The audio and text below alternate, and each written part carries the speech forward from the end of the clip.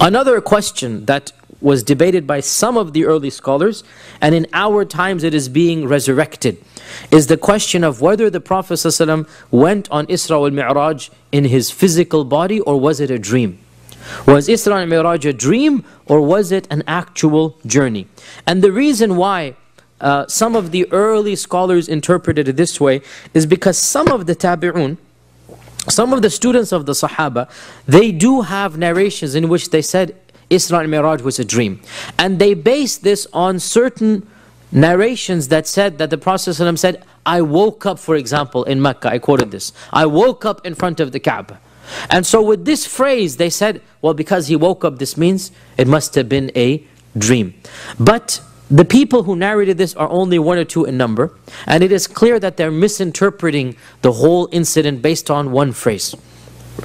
The fact of the matter is, throughout medieval Islam and throughout pre-modern Islam, basically for the 1200 years in the middle, the Muslim Ummah has unanimously agreed that the Isra and Mi'raj was in body and soul, was in flesh and spirit, was in a state of wakefulness and not in a dream. And the evidences for this are too many to mention.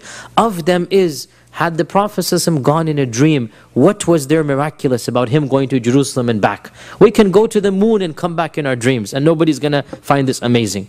So if he had gone in a dream, why would he have found it a problem to tell the Quraysh the next day? Of them is the fact that there's a physical ride, buraq, needing to take him to Jerusalem. For dreams, you don't need physical rides. You'll wake up tomorrow in your home country, no big deal. Right? Of them is the fact that the Prophet got thirsty on the way back, he drank the water, right? And the fact that he's drinking water clearly shows he's in a state of wakefulness. So clearly the Prophet's journey was in a state of wakefulness, body and soul, spirit and mind, all of it together. Of course, in our times, there have been a number of people, you know, the progressives and modernists, they try to trivialize any miracle.